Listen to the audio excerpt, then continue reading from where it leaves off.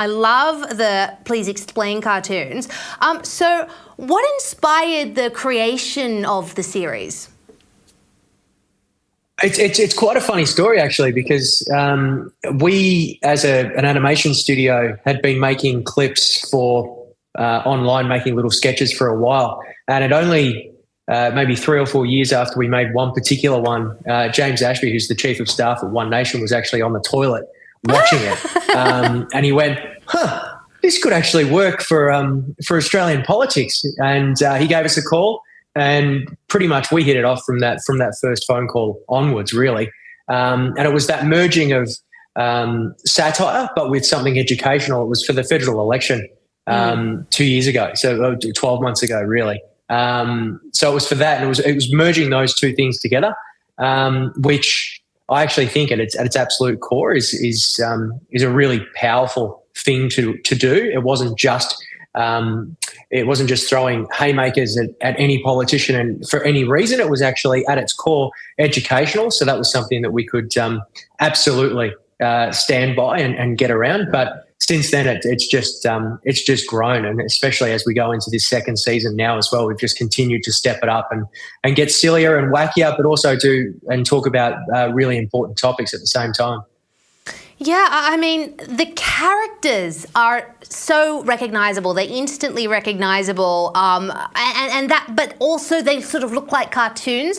That must be a really difficult balance to strike. I mean, what process do you go through to ensure that they're comedic but also being true to form?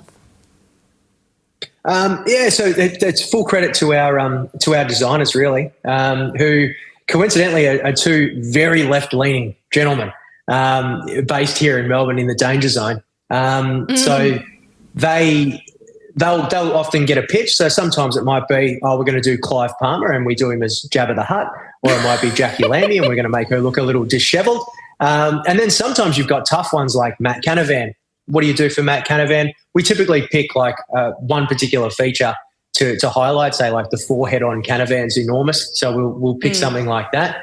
But then, of course, you've got to toe that line as well between, you don't want to be like that guy that sits at the end of the pier along the beach that just draws everyone with big noses and just picks out the one characteristic. You also need it to be somewhat grounded and not too silly. So the guys do that with the character design, and then I'll typically do a lot of the voices, often poorly.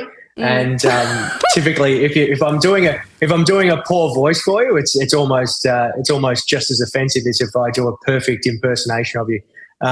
So that's how we try and build a whole little world. But at the end of the day, we try and keep them grounded in reality as best as possible, because at the end of the day, half of these people are clowns, and they're their own characters anyway. It's hilarious.